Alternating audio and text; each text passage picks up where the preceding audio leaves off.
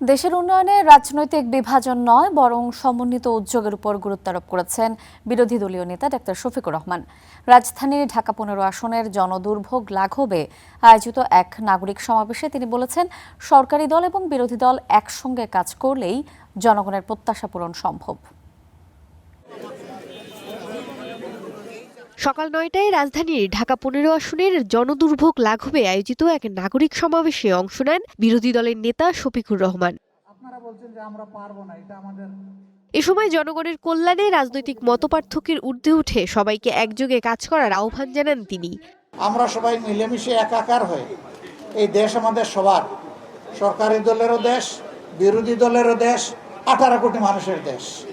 এই দেশটাকে ইনশাআল্লাহ আমরা সবাই মিলে এগিয়ে নিয়ে যাব। বিশেষ অতিথির বক্তব্যে স্থানীয় সরকার প্রতিমন্ত্রী মীর শাহে আলম বলেন, অগ্রাধিকারের ভিত্তিতে সারা দেশে উন্নয়নমূলক কাজ বাস্তবায়ন করছে সরকার।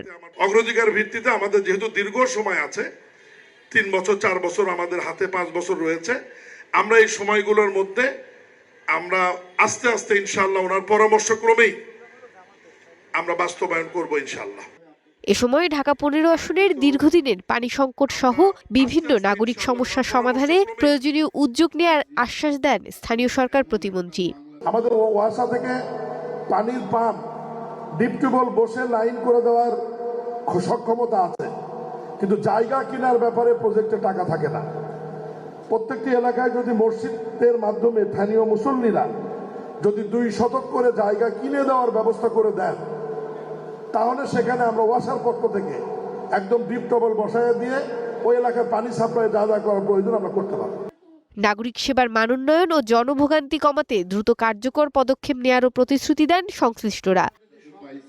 মৌমিতা মৌ, স্টার নিউজ, ঢাকা।